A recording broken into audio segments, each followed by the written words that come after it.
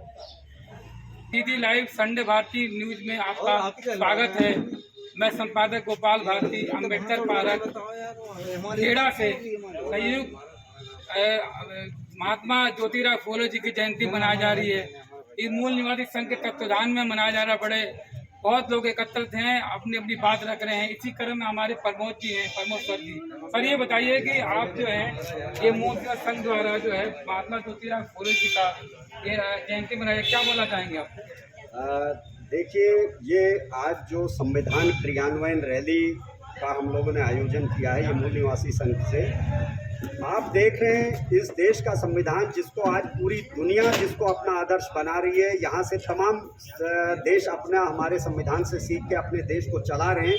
लेकिन इस देश में धीरे धीरे पिछले कुछ समय से, हालांकि 75 वर्षों से यही हुआ है, इस संविधान को कमजोर करने के अलावा कुछ नहीं हुआ है। 100 से ज़्यादा इसमें संशोधन कर दिए गए, लेकिन पिछले 8-10 सालों में आप देखेंगे कि संविधान की जो मूलभूत अवधारणा और नागरिकों के जो मौलिक अधिकार थे उनको पूरी तरह समाप्त कर दिया गया है और एक तरीके से पूरी तरीके से हमारे संविधान को निष्प्रभावी कर दिया गया है।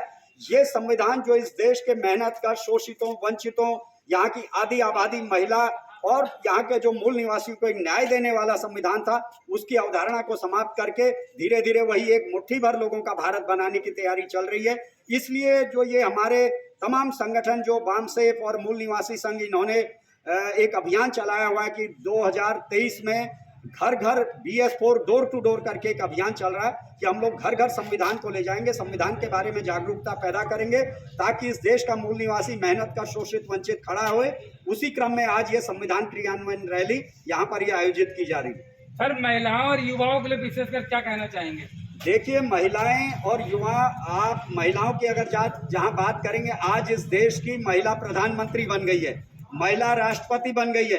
अगर उससे पहले की अगर आप यहाँ इस देश में व्यवस्था देखेंगे तो जो इस देश में किसी धार्मिक स्थल में महिला को अंदर घुसने की इजाजत नहीं थी, इतनी बुरी स्थिति थी कि महिला को अंदर नहीं घुसने दिया जाता था। उस देश में संविधान की बदौलत आज महिला भारत की प्रधानमंत्री रह चुकी है और आज तमाम केवल शोषित वंचितों की नहीं बल्कि पूरा जो समाज है उसकी जो महिला है, उस महिला को जो अधिकार मिला वो संविधान की बदौलत। लेकिन महिला इससे अनभिज्ञ है और महिला आज भी ये सोचती भाग्य और भगवान की बदौलत मुझे मिल रहा है। लेकिन सच्चाई है, अगर देश का संविधान नहीं होता तो ये महिला कहीं भी आज नहीं जा पा रही होती। शिक्षा और पद तो उसके लिए बहुत दूर की बात थी। इसलिए महिलाओं को इस दिशा में समझना चाहिए।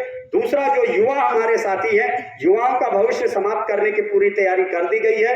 सारा शिक्षा व्यवस्था खत्म कर दी गई है, नौकरियां खत्म कर दी गई हैं। अब पूरा हाथ में कटोरा पकड़ाने की तैयारी हो गई है। सारे रोजगार के आपके अवसर समाप्त कर दिए गए हैं। उसके बाद आपको 2-4 किलो मुफ्त अनाज देकर आपको तसल्ली दी जा रही है। इसको हमारे युवाओं को समझना पड़ेगा।